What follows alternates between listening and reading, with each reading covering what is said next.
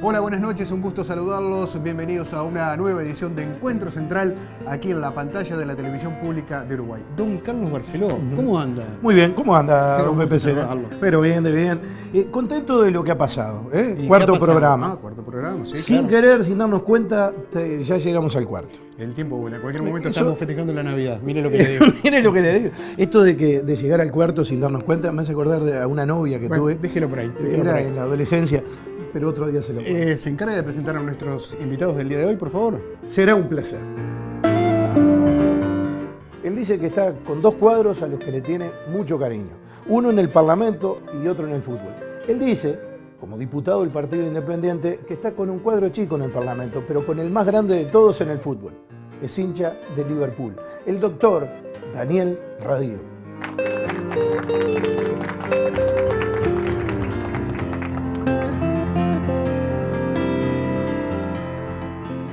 Le faltan 2 materias para recibirse de sociólogo, pero de dirigente sindical se recibió hace rato. Alguno puede pensar que está quemado por eso, y por eso también le dicen fogata. Está con nosotros el secretario general de la Federación de Trabajadores de la Salud, Jorge Bermúdez.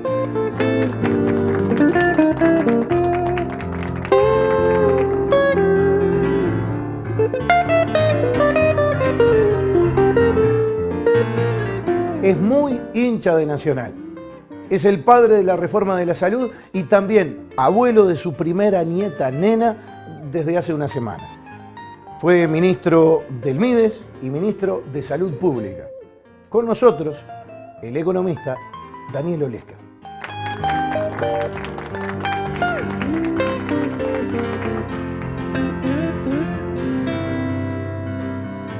Bueno, realizadas las presentaciones de rigor por nuestro amigo Carlos Barceló, obviamente que corren por su cuenta, yo no me puedo acercar de esas presentaciones que hizo con respecto a ustedes, pero tengan en cuenta que después se pone un poco serio el programa, no del todo.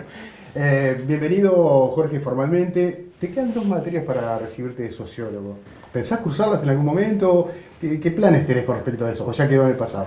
No, mi vocación es terminar sociología y seguir estudiando. Pero bueno, hace 20 años que formalmente terminé de cursar, o sea, me quedan 2 materias. Intenté hace 10 años y ahora intenté de nuevo, me inscribí, pero es un año muy complejo. Congreso de FUS, Congreso del PCNP, Consejo de Salario. Quedó para el camino, espero el año que viene sí, y capaz que este segundo semestre por lo menos me echaron alguna escuchada. Viste que la cabeza se te empieza a funcionar de vuelta. Sí. En fin, para mí es tanto eso como historia son 2 carreras que siempre me atraparon. Hice las 2, la dejé por el camino, pero ¿Profesorado de historia? No, hacía licenciatura en historia pero hace mucho, 85, 86, cuando era Humanidades y Ciencias. Tuve docentes como Germán Delía, Blanca Paris, bueno, gente de la vieja guardia, profesores que, por favor, Subillaga, que después fue decano de la facultad. En fin, grandes recuerdos. En esa época no era comunista, me acuerdo, todos me querían afiliar al partido. Todos me querían afiliar al partido, y me acuerdo que el día que me afilié al partido y me empecé a comentar a unos cuantos que hace tiempo no veía, me dicen, qué macana, justo que yo me estoy yendo a otra afiliada. Pero bueno. Volverás a los libros más adelante, seguramente. Sin duda, espero que sí. Diputado, bueno, bienvenido. Muchas gracias. ¿Tiene cuenta en Facebook? Sí. Me llamó la atención, en su cuenta de Facebook está obviamente una foto suya y la foto de General Sereñi. Sí, claro. ¿Por qué? Y porque yo me parece que es una de las personas que hay que rescatar de la historia de este país, ¿no? Me parece que es uno de los grandes del Uruguay y yo de alguna manera siento que tengo un compromiso, yo que juego a la política, con honrar lo que fue la gestión de dirigentes políticos serios de este país que construyeron una herramienta política. Yo creo que hoy se frustraron los objetivos de esa herramienta política, seguro que no voy a coincidir con ellos, pero que me parece que es una persona a la que hay que ser levantado. Seguramente te vas a encontrar también con Michelini, con Juan Pablo Terry, con Ronde Erismendi en mi Facebook. Claro, pero me llamó la atención en la portada porque es una forma de rendir un homenaje también, ¿no? Por supuesto, sí. Bueno, y saludamos al economista Daniel Olesque, que se ha convertido en abuelo por Cuarta vez. Y Cuarta vez. quinta en noviembre, así que... Bueno, pero viene ahí, ¿eh? Sí, y primera niña, digamos. Ajá. Y ya es hincha de Nacional, ¿no? No, eso se construye. Es tremendo, ¿eh? Bueno, abuelo y padre. Y según dicen muchos, padre en realidad de la reforma de la salud, el padre intelectual de la reforma de la salud. Así se lo denomina por parte de muchos integrantes de la izquierda uruguaya. ¿Qué pasó en ese año 2005, Daniel? ¿Por qué fue necesario encarar una reforma de la salud? Bueno, en el 2000, cuando uno mira el programa de gobierno del Frente Amplio del 2003, por el que se convocó en el 2005, había muchas cosas, pero había algunas que sobresalían de a otras por dos razones. Una, porque el sistema estaba colapsado. Efectivamente el sistema estaba colapsado, no había duda. ACE tenía un presupuesto de 170 millones de dólares, para que la gente tenga una idea, hoy tiene 1.100, ¿no? Y el sistema mutual había cerrado 8 mutualistas entre 2005, 2000 y 2005 y 2004, y 8 o 10 no habían cerrado, pero estaban con luz amarilla, o sea, no estaban liquidadas, pero estaban, o sea, el sistema mutual, bueno, Jorge recuerda, porque ahí juntos, además de hace 20 años decirle que termine la carrera, Sí, es verdad, nuestra amistad, es verdad. Además de eso, creamos una cosa que se llamó el Plan B, que era que cada mutualista, después de que cerró la primera, que fue Semeco, ahí nos dimos cuenta que venía la debacle, y creamos el Plan B, que era que la mutualista que tomaba los afiliados de la que cerraba, en una proporción X, que estaba previamente definida, tenía que tomar a los trabajadores. Y era cómico que decir porque era Plan B, porque el Plan A, ¿cuál era? Que no cerraran las mutualistas, claro. ¿no? O sea, no había Plan A, porque las mutualistas era obvio que iban a cerrar.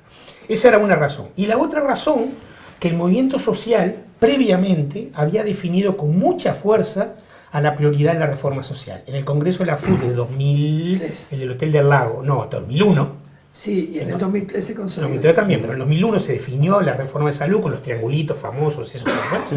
Y en el 2004 la sexta convención médica, con Luis Lazaroff y su equipo como asesoramiento, también definió. Entonces, el 2005 se llegó con un sistema colapsado, con una reforma consensuada adentro del frente y con los sindicatos, básicamente CMU y la FUS, y entonces no había ninguna posibilidad de que terminara en otra cosa. De hecho, los 5, podemos decir, estuvimos al frente, Marita Muñoz, Miguel Fernández, Tabaré González, Jorge Basso y yo, éramos de la Comisión de Programa de Salud del Frente que había construido eso, porque eso no pasó en todos los ministerios. En algunos llegaron a los ministerios personas que no tenían una tradición con el programa de gobierno. En nuestro caso, sí, entonces fue casi natural que eso fuera, y además, bueno, un respaldo de presidencia muy grande, porque había que meter mucha plata para la reforma, ¿no? No era una reforma neutra en términos del financiamiento público. Claro, La bueno, octava convención médica fue, ¿no? ¿Qué dije yo? ¿La cuarta? La sexta.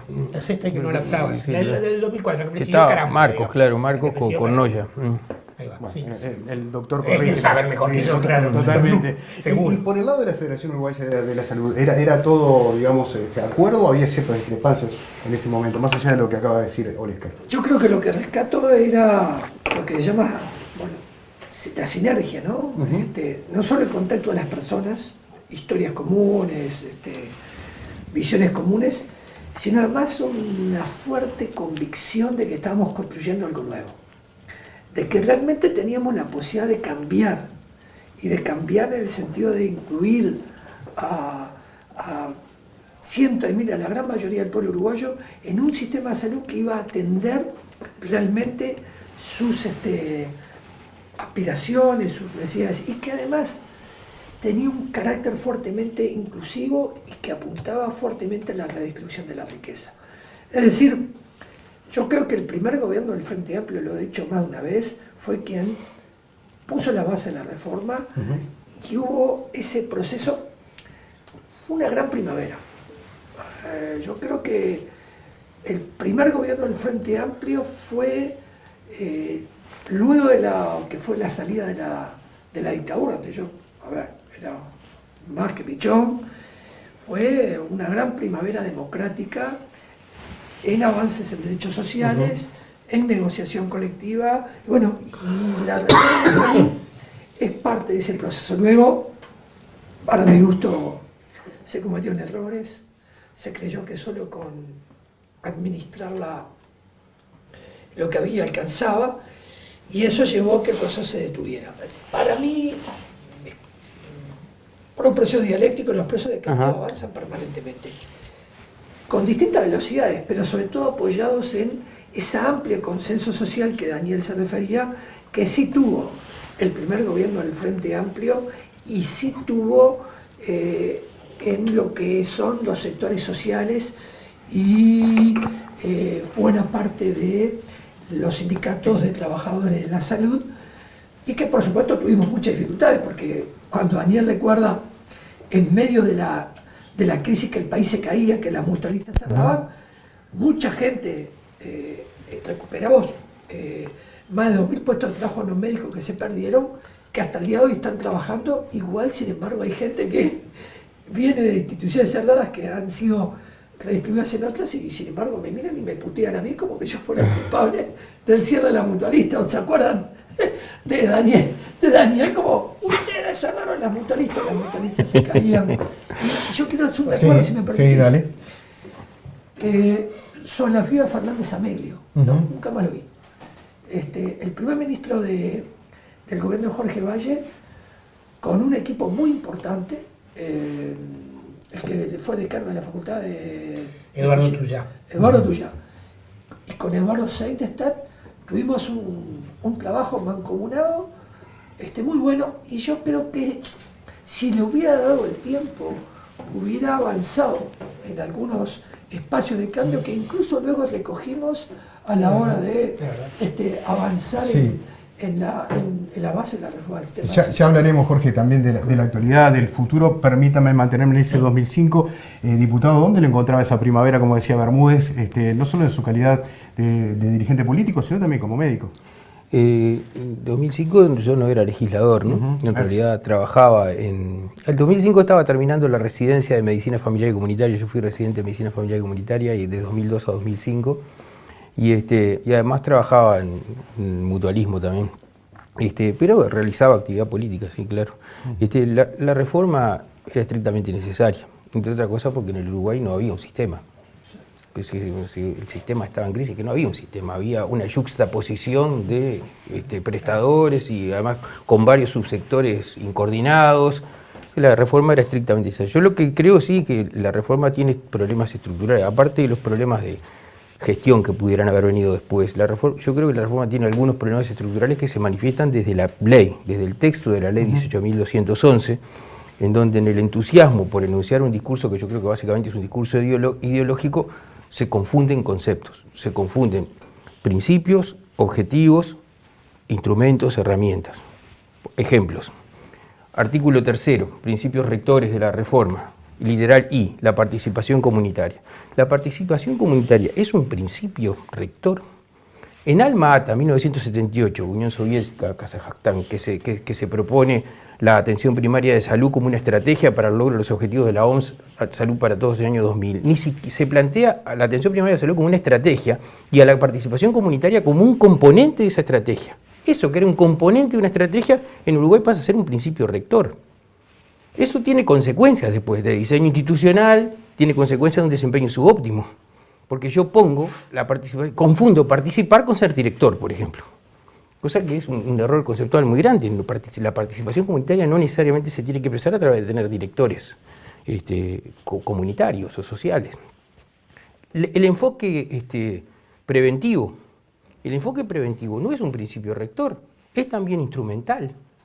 La descentralización en la ley está planteada en el artículo 4 como un objetivo. La descentralización es una forma organizativa para el logro de determinados objetivos. Si yo planteo la descentralización como un objetivo, nunca descentralizo, que es lo que nos pasa en ACE. Descentralizamos ACE, sacamos ACE del ministerio, pero sigue no descentralizada en sí mismo. ¿Por qué? Porque es un objetivo. Vamos a ver cuándo lo cumplimos. No, la descentralización debiera ser una forma organizativa para el logro de determinados objetivos. O sea, ya, no para el futuro. Hoy estamos transitando el tercer gobierno del Frente Amplio. ¿Qué cambios entienden ustedes que deberían aplicarse en esa materia? Mira, la reforma de salud, como decía Jorge bien, tuvo una primera etapa, siempre estuvo concebida, Miguel Fernández decía, la reforma es un proceso, y eso encabezaba casi todas nuestras presentaciones, digamos, ¿no? También para darnos cautela de que en el primer periodo de gobierno no íbamos a haber resuelto todos los problemas de salud. Entonces el primer gobierno se planteó básicamente un objetivo central, que es la construcción de un fondo financiero que tuviera igualdad en su aporte y capacidad de sustentabilidad a las instituciones de asistencia médica, tanto ACE como prestadores privados, y que fuera igualando el valor del económico entre ACE y las mutualistas. Y ese objetivo se cumplió a rajatabla, digamos, ¿no? Básicamente. En el segundo periodo hubo un objetivo de completar los colectivos que debían ingresar a salud, básicamente un ingreso muy costoso de casi 300 millones de dólares en el quinquenio, que eran los jubilados, la incorporación de prestaciones de salud mental y bucal que estaban fuera del sistema, y la definición final, luego del veto de diciembre de 2008, de la Ley de Salud Sexual y Reproductiva. Y salvo lo de salud bucal, también se cumplió. Es decir, hubo un alineamiento entre el programa y lo que se hizo. Yo comparto un poco la idea de un cierto estancamiento de la reforma que dice Jorge, lo veo más desde 2015 en adelante. ¿Y por qué? Porque lo comparo con lo que se propuso para el tercer periodo, que fue básicamente tres cosas. Igualar el valor que gasta en relación al mutualismo, que era 30% cuando asumimos y logramos llevarlo a 80, y queremos llevarlo a 100, seguimos en 80, eso se hizo. El segundo gran objetivo era mejorar lo que Daniel decía hoy, que era uno de los grandes problemas y todavía sigue subsistiendo, que la juxtaposición de servicios, que a veces es más un sistema en competencia que en complementariedad, a través de fijar reglas legales y precios a los que se transan las complementaciones. Cuando yo te vendo una tomografía a ti, eso tampoco se hicieron. Y el la gran cuestión era otra vez lo de completar el plan de atención con la salud bucal, y la segunda etapa de la salud mental, que era universalizar la psicoterapia, que en mi periodo, digamos, lo habíamos hecho para adolescentes, personal de la salud, personal de la educación. Entonces, de alguna manera, esas siguen siendo los desafíos principales. Lo que nosotros llamamos medio en broma el fonazamiento de ACE, que lo que dice es que ACE tenga per cápita el mismo presupuesto. La incorporación de las prestaciones faltantes, como mental, bucal, etc. Y la norma legal para la complementación es lo que falta. A esto hay que sumarle cosas que sí se hicieron en este periodo, que no hay que reconocer, como por ejemplo la ley de centro de referencia, sobre la cual podemos tener opiniones relativamente distintas. Yo tengo algunas cosas que las haría distintas, pero es efectivamente lo que hizo. Y la ley de urgencia y emergencia. Creo que ese es el gran cambio, digamos, porque eso los permite que cualquier persona en cualquier lugar del país se atienda cuando está su prestador. Pero sumando esas dos, creo que los desafíos para el próximo periodo, para lo que viene, son los desafíos que estaban en el 2015. Tenemos que hacer una pausa, los invito con otro café, retomamos este tema más adelante, ¿les parece? Sí, me parece. También vamos a hablar de las políticas sociales, vamos a ver si podemos complementar en el próximo bloque aquí en Encuentro Central, ya venimos.